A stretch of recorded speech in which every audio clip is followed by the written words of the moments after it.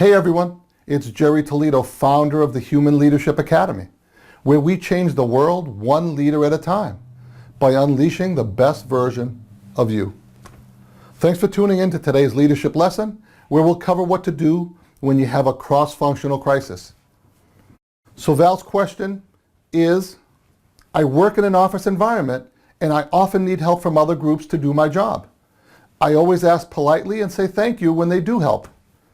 Recently, I've had to rely on other departments more frequently, but they often have their own priorities and aren't willing to help.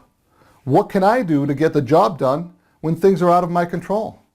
Thanks for your help, Val. That's a great question, Val. Those of you interested in this subject should also look for my video on matrix organizations.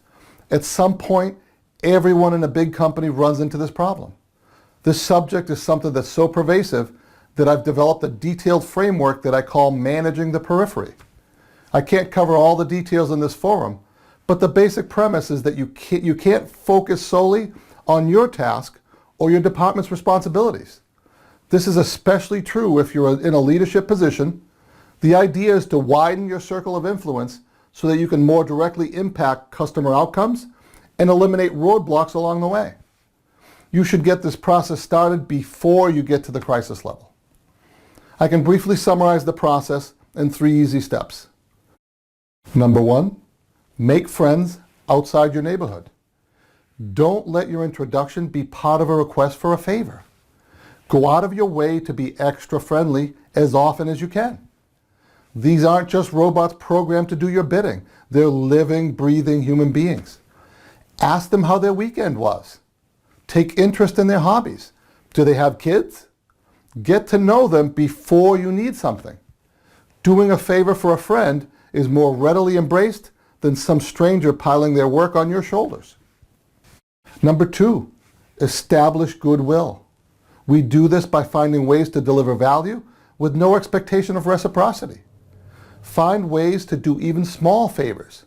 Help them with something they need done, whether it's part of your job or not. But do it before you need something. Once you build a rapport, they'll be more receptive to your requests. Good things happen when our integrity and goodwill precede our arrival. Number 3, my beads for your deeds. What I mean is to use good old-fashioned bartering. If you're up against a deadline and you haven't built a rapport yet, propose that you can do something for them in exchange for them helping you. Provide your service first and over-deliver so that they're more eager to help you now and in the future as well. I once had a project manager tell me that he couldn't deliver a prototype to a customer because the parts he needed were stuck in incoming inspection. So I went to the department manager and asked him what he could do to free up the parts. He quickly told me he couldn't do anything because he was backlogged by at least a week. Now, based on the high priority of the customer delivery, I could have pressed the issue and easily gotten what I needed. The problem with that approach is that I wouldn't have an ally for future endeavors.